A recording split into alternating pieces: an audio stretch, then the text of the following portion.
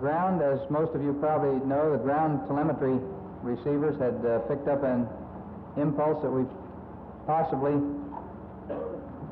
had a loose heat shield. And for that reason, it was deemed advisable to keep the retro package in place during re-entry so that it would go ahead and burn off, but by that time we would be in a high enough aerodynamic force field to keep the heat shield in place in case it was in fact loose. This made a pretty spectacular re-entry from the capsule standpoint, because as the as I retained the retro package and entered into the first part of the high heat area of the re-entry, the straps on the retro pack broke loose, and I felt a bump on the capsule and thought that the retro package had jettisoned as it was supposed to do. Apparently this was not true, but I thought so at the time. As I went on into the higher heat pulse in, and this glow picked up outside the capsule to sort of a bright orange glow outside the window, it became apparent that something was tearing up on the heat shield end of the capsule, because there were large pieces from anywhere from pieces as big as the end of your finger to pieces probably 7 or 8 inches in diameter were breaking off and falling off the edge of the capsule and coming back up past the window, and were flaming very brightly. You could see the fire and the glow from them as they would come back up past the window.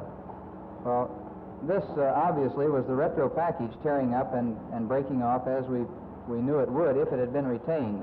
I thought at that time, however, that the retro package had already been jettisoned. So there were some moments of doubt there as to whether the heat shield had been damaged and whether it might be tearing up itself. And this could have been a bad day all the way around if that had been the case. As to our after insertion then, as to the effect of zero-G, this of course is one of the big things that we have wondered about through the early phases of the program, wondering what effect zero-G would have. This puts us into a new environment that we have had no experience or limited experience with before in airplanes.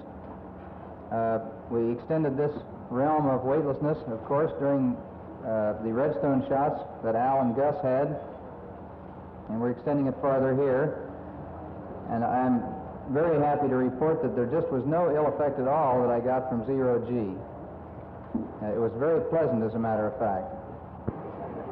Under this zero-G condition, of course, it would be easy to lose different items, have them float away and get out of reach someplace. And as far as I know, there was only one item got lost, and that was a little can of film that I got out, was going to put in the camera.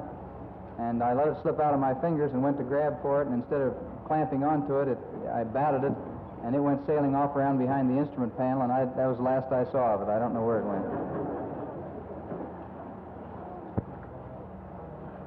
The sunsets are probably the most impressive thing that you would see in orbital flight.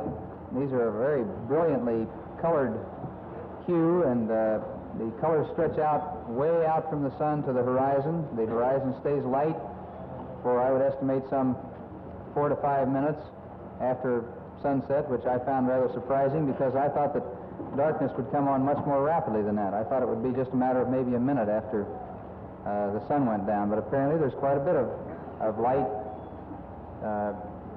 curving around through the atmosphere, and that keeps the horizon very visible for a period of some 5 minutes or so.